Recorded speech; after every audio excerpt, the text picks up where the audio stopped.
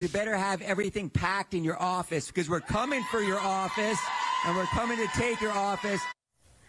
That is LA County Deputy District Attorney Johnathan Hatami throwing down the gauntlet yesterday as he announced his bid to challenge his boss, LA County District Attorney George Gascón, in 2024. A prosecutor in the complex child abuse unit, Hatami has been a vocal critic of Gascón, supporting last year's unsuccessful recall efforts. And LA County Deputy DA Jonathan Hatami is here now live in studio. Thanks so much. It's good to see you again. Let's just start with the basics as to why you want to be LA County DA. My children, your children. The safety of all the children here in this community, my wife, my friends, my neighbors, and their safety.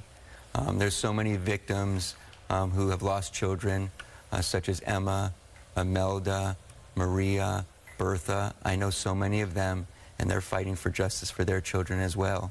I'm raising my children here, and I'm not leaving. There's so many people who have left Los Angeles. I'm going to stay here, and I'm going to fight. I'm going to fight for their safety. And I'm also going to fight for the safety of everyone else's children. We have a major increase in crime here in Los Angeles, especially gun violence. We have an increase in crime in public transportation. People are afraid to even use public transportation.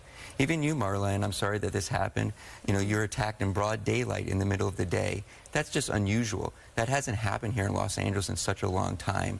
And so I'm fighting for the safety of everyone, but definitely for my children that I'm raising here and everybody else's children. Ultimately, elections are a choice. We know that another Deputy DA, John McKinney, is also running. We had him on here after he declared. Biggest difference between you and him? I think the better question is the biggest difference between George Gascon and I. Because I'm only running against one person, and that's George Gascon. And I believe that we have a plan to beat him. I'm the only person that I believe can beat George Gascon. But it's not a one-on-one matchup. I mean, that's not the way the election... I mean, it might be eventually, but initially it's not a one-on-one matchup. We consider that it is. The person that we're trying to beat and unseat is George Gascon. He's the DA.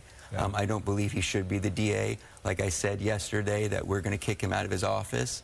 And so I think people need to know the difference between George Gascon and I. That I don't believe in looking at justice as a one-size-fits-all.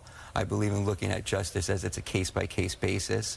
I believe in showing empathy. I believe that we need to have fair access to justice for everyone, rich or poor, famous or not. So I do see it as a one-on-one match. The only person I have an issue with is George Gascon, and the only person that I'm trying to beat is him, and I believe we could do it. Are you concerned about splitting the vote with McKinney? Not in a primary, because in a primary, basically what you have is either people are going to vote for George or they're not. So if people have more options, that's fine as well. But at the end of the day, just look at what we did yesterday. We have the popularity here in Los Angeles. People know who I am. People know what I stand for. And they don't want a politician. They want a real person. All right. Meanwhile, you're here on a monumental news day. You know, the Manhattan equivalent of the LA DA is Alvin Bragg, who has decided to go forward with this case against Donald Trump. If you had that case, would you go forward with that case? I think Alvin Bragg is not a good district attorney. I think he's a lot like George Gascon. He considers himself more caring about politics than he does about doing the right thing. I don't know about the facts in that case, but I can tell you this. I've handled many grand juries. Grand juries are supposed to be secret. And the fact of the matter is this grand jury seemed to become public from the start, which actually that is a crime. That is a misdemeanor in and of itself. And so for me personally, just looking at it from the outside, not knowing the evidence, I don't like how it looks because it looks very political. I also don't like the fact that everything was leaked out to the public. I've done many grand juries. Grand juries should not be public. They need to be private, and that keeps the system the way it is. As far as the facts of the case go, it's hard for me to answer that, but I know both George and I know Alvin Bragg are really imposter DAs. They are not good DAs, and they care more about politics than they do care about doing the right thing. The other big headline, of course, is the conviction of Mark Ridley Thomas. What do you make of that conviction? I think justice was served. You know, I know Mayor Bass said that it's a sad day for Los Angeles. Well, it's a really sad day for Mark Ridley Thomas because he's going to go to prison. It's also a good day for the people in Los Angeles because most normal people are sick and tired of the corruption in Los Angeles. They're sick and tired of the lack of transparency in Los Angeles. And they're sick and tired of trusting individuals to look out for us And you see what happens. They don't.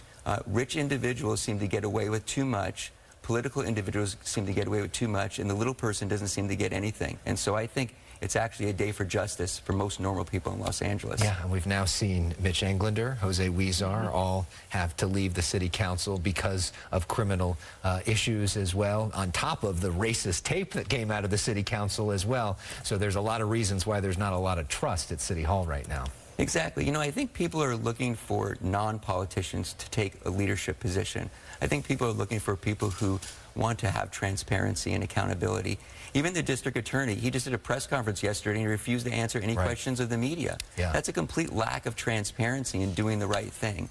We need to have normal people in leadership positions, people who want to lead and do the right thing, and it seems like we just don't have that right now. And of course, we did reach out to Gascon, DA Gascon, for a statement on the fact that you lost your campaign, and we never heard back. Yeah, and if he Jonathan wants to come on, he can come on. Yeah, of course. We welcome him. And I'd love, let me tell you, I will challenge George Gascon to a debate anytime, any day, anytime here. Bring him on. Him and I can debate each other one-on-one, and you're going to clearly see who should be the next district attorney of Los Angeles. Well, we'd be happy to host one with all the challengers here on Fox 11. Thank you so much, John. Great to see you. No, thank you. Thank both of you. All right.